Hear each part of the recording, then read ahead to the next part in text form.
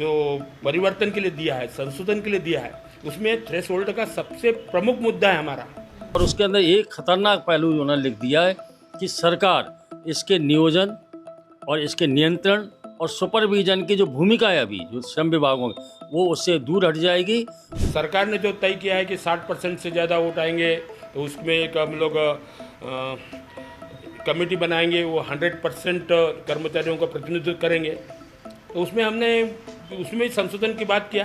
केंद्र सरकार ने श्रम के 4 कानूनों को लागू कर दिया है और इन लागू कानूनों से क्या श्रमिक फ्रेंडली हो जाएंगे, क्या श्रमिक फ्रेंडली ये कानून है, आखिर इन कानूनों से क्या कर्मचारियों को फायदा होने वाला है या इससे कुछ नुकसान भी कर्मचारियों को होंगे। कंपनी और जो श्रमिक हैं उनके बीच के रिश्तों को लेकर ये कानून किस तरीके से उल्लेखित करते हैं, क्या इन सब में प्रावधान है, इन पर जानकारी लेने के लिए हम सीधे पहुंचे ट्रेड यूनियन और जो मार्क्सवादी कम्युनिस्ट पार्टी के नेता हैं उनके पास और उनसे जानने की कोशिश करेंगे कि इन 4 श्रम कानूनों से क्या वाकई में मजदूरों की ज़िंदगी बदल जाएगी, उनको क्या फ़ायदा होगा या फिर किसी तरीके का नुकसान भी होने वाला है, हम उनसे जानेंगे।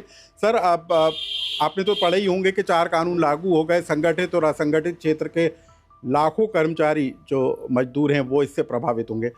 वाकई में लोगों को फ़ायदा होगा या बताया जा रहा है कि ये जो श्रमिक फ्रेंडली कानून है ये वाकई में लोगों की मदद करेंगे? देखिए, पहली बात तो ये सरकार पूरी तरीके से अगर कोई दुष्प्रचार अगर होता है, अब तक जो सरकार करती रही है दुष्प्रचार, सबसे बड़ा दुष्प्रचार इसके बारे में किया जा रहा है।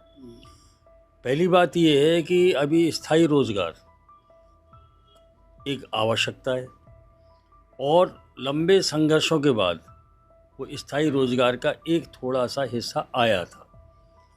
लंबे संघर्षों ने श्रमिकों ने संघर्ष करके जो 44 श्रम कानून अर्जित किए थे उसमें से 29 श्रम कानूनों को, जैसे सब बुनियादी कानून है, फैक्ट्री एक्ट है, आईडी एक्ट है, ग्रेच्युटी एक्ट है, बोनस एक्ट है, पेमेंट ऑफ वेजेस एक्ट है, औद्योगिक स्वास्थ्य सुरक्षा संबंधी है।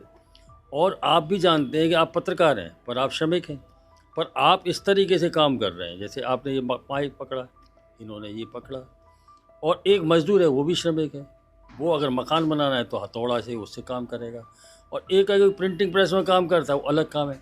तो अलग अलग काम कैसे होंगे और इसको किस तरीके से परिभाषित किया जाएगा, उनके क्या दिक्कतें आती हैं, उसके लिए अलग अलग इलाकों के लिहाज से मजदूरों के क्षेत्रों के अलग अलग कानून बने थे। पत्रकारों का भी कानून था, मेडिकल रिप्रेजेंटेटिव कानून था, खुदान का कानून था। अब वो सारे कानून ख़त्म कर दिए उन्होंने और एक कानून में ले आए। अब आपने एक परिभाषा दे दी श्रमिक, ठीक है, तो इसके आधार पर जो प्रोफेशन के आधार पर होता था वो ख़त्म।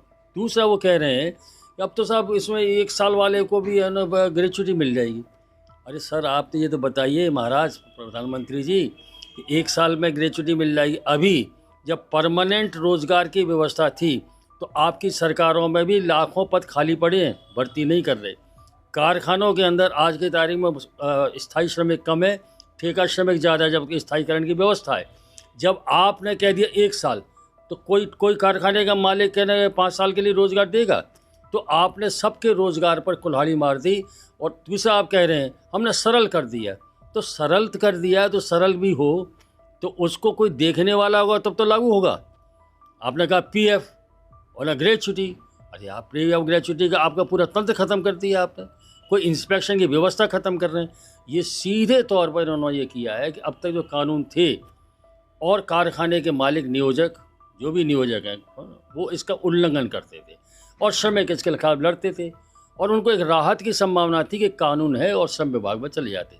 अब इन्होंने क्या किया, जो नियोजक वर्ग का गैर कानूनी कृत्य थे उन सबको कानूनी जामा पहना दिया इन 4 कॉलेज समझा। इसलिए हम लोग CITU की ओर से और तमाम सारी यूनियन को मिलकर देश भर में हम 4 बार इसके खिलाफ हड़ताल कर चुके हैं। जब से ये मतलब जब ड्राफ्ट आया था तब से विरोध कर रहे हैं और आज भी पूरे देश के अंदर काला दिवस मनाया जा रहा है। और कल पूरे देश के अंदर मजदूर और किसानों का संयुक्त ट्रेड मंच और संयुक्त किसान मोर्चा पूरे देश के अंदर विरोध कार्रवाई करेगा। और हमारा ये फैसला है कि चूँकि श्रमिकों को गुलाम बनाने की स्थिति है, नियोजकों को खुली छूट दे दी है और अब हायर एंड फायर, मतलब हायर एंड फायर का मतलब हुआ मैं आज का आपके प्रेस में अगर ऐसी व्यवस्था हो जाए कि आप 2 घंटे के लिए जाइए, एक बाइट ले आइए, उसके बाद आप कहेंगे सर अब दिन भर क्या करूं, फायर, आप जाइए, कल मेरे ज़रूरत पड़ेगी तो फिर बुला लूँगा आपको। अब ये क्या कोई किसी की ज़िंदगी बनेगी? कोई कारखाने चलेंगे, कोई मज़दूरों का मतलब कारखाने के अंदर मुनाफे तो होंगे, पर नियोजन मज़दूरों की और मेहनत कशों की ज़िंदगी दबा दी। तो ये सरकार खुले तौर पर कॉरपोरेट परस्त है और इन मुद्दों पर लोगों की नज़र न जाए, इसलिए वो सांप्रदायिक ध्रुवीकरण, जातिवाद, हिंदू मुसलमान कर करके इसी हम इसका विरोध कर रहे हैं। और हमारा तय है कि आने वाले समय में निर्णायक लड़ाई होगी और जब तक इनको वापस कराने के लिए हम पूरी कोशिश करें। सर, कहा जा रहा है ये 4 कानूनों में महिलाओं को पुरुषों के समान काम करने और उनके समान वेतन दिए जाएंगे, घंटों की समय सीमा बढ़ाई जाएगी, सामाजिक सुरक्षा बढ़ेगी, स्वास्थ्य संबंधी जो सुविधाएं वो बढ़ेंगी। क्या वाकई में ये सब फायदा होने वाला है? नहीं, इसमें जो है कि सबसे जो पहली बात ये है कि 8 अप्रैल 1928 को शहीद भगत सिंह ने बटुकेश्वर दत्त के साथ जो असेंबली में बम फेंका था, वो बम फेंका था। 2 बिल सरकार उस समय ब्रिटिश सरकार लाने वाली थी। उसमें एक था इंडस्ट्रियल डिस्प्यूट एक्ट।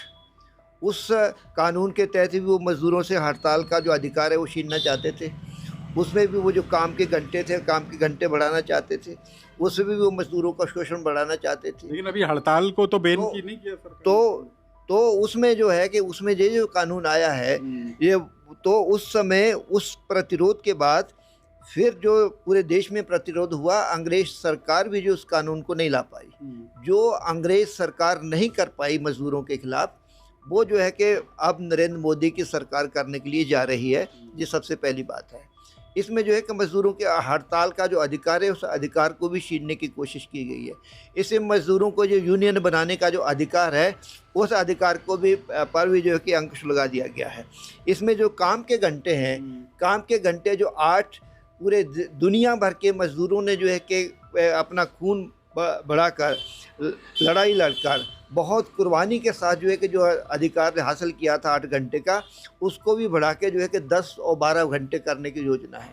इसमें जो है कि मज़दूरों के जो रोज़गार की स्थायी रोज़गार की, परमानेंट रोज़गार की जो व्यवस्था थी, उसको जो जिस तरीके से उन्होंने कॉन्ट्रैक्ट पे कर दिया है कि उसके लिए जो है कि जो है कि होगा कि 5 साल के लिए या 1 साल के लिए जो अनुबंध के हिसाब से जो कर दिया है, मज़दूरों का जो रोज़गार था, स्थायी रोज़गार था, उस रोज़गार को छीन कर फिर से ये जो मध्ययुगीन व्यवस्था थी, जिस तरीके से मज़दूरों को उस समय जिस तरीके से गुलाम बनाने की कोशिश थी, उस तरीके से गुलाम बनाने की ये कोशिश। सर, क्या ये जो 4 कानून हैं और जो कहा जा रहा है कि 29 कानूनों को का बदलाव करके 4 कानूनों में समाहित कर दिया, लेकिन क्या सिर्फ नकारात्मक ही है? क्या इसमें कुछ आपको अच्छाई नज़र आती है? क्योंकि महिलाओं को पुरुषों के समान वेतन दिए जाने की बात हो रही है। यदि 8 घंटे से वो 12 घंटे काम करती हैं तो उसका अतिरिक्त उनको जो है मानदेय या शुल्क मिल सकता है। कई तरह के इसमें जो स्वास्थ्य संबंधी और सामाजिक सुरक्षा को लेकर जिस तरह से बात की जा रही है, तो कुछ आपको अच्छी चीज़ें नज़र आती हैं? नहीं, इसमें जो सबसे बड़ी बात जो है कि जब महिलाओं के लिए जो काम जो है कि अभी जो दिन में काम करने की व्यवस्था थी, उसके लिए जो प्रावधान था कि उनकी सुरक्षा को ध्यान में रख कर किया गया था। अब वो जिस तरीके से कह रहे हैं कि महिलाओं को बराबरी के लिए जो है कि अगर रात की जो ड्यूटी करना चाहते हैं, तो ये उनके लिए जो है कि उनके लिए एक नया संकट पैदा करना चाहते हैं। उनको जो किसी प्रकार की कोई व्यवस्था मतलब जो है कि बराबरी का हक नहीं देना चाहते। आज भी पूरे देश के अंदर जो है कि हमारी मांग है कि महिलाओं को जो है कि बराबरी का हक मिलना चाहिए। इतने आंगनवाड़ी या आशा उषा कार्यकर्ता जो है कि लाखों वो जो है कि मेहनत कर रहे हैं, वो संघर्ष कर रहे हैं कि भाई हमें जो है कि सरकारी कर्मचारी का दर्जा दिया जाए। और सरकार अगर बराबरी का दर्जा चाहती है कि हम बराबरी का समान वेतन देना चाहते हैं, तो उनको जो है सरकारी कर्मचारी मान लिया जाना चाहिए, उनका वेतन उनको दिया जाना चाहिए। वेतन देना, उनको जो है कि रोज़गार देना, उनको उनका वेतन देना जो है कि उनका सरकार की मंशा नहीं है। इन 4 नए कानूनों से अब आगे आने वाले दिनों में क्या नज़र आएगा, क्या बदलाव दिखेगा? इससे जो है कि मज़दूरों की रोज़गार की असुरक्षा बढ़ेगी। इससे जो है कि मज़दूरों का शोषण बढ़ेगा। इसलिए ये मज़दूर फ्रेंडली नहीं, ये कारपोरेट फ्रेंडली जो है कानून है और कारपोरेट का मुनाफा बढ़ाने के लिए लाए गए। तो जिस तरीके से केंद्र सरकार ने 4 श्रम कानूनों को लागू किया है, उसको लेकर जो ट्रेड यूनियन है या जो कम्युनिस्ट पार्टी के नेता हैं, उनका साफ तौर पर तर्क है कि ये जो है मजदूरों का शोषण बढ़ाएगा और इसमें कई ऐसे प्रावधान हैं जो मजदूरों के हित में नहीं है। लोकमत के लिए भोपाल से अनुराग श्रीवास्तव।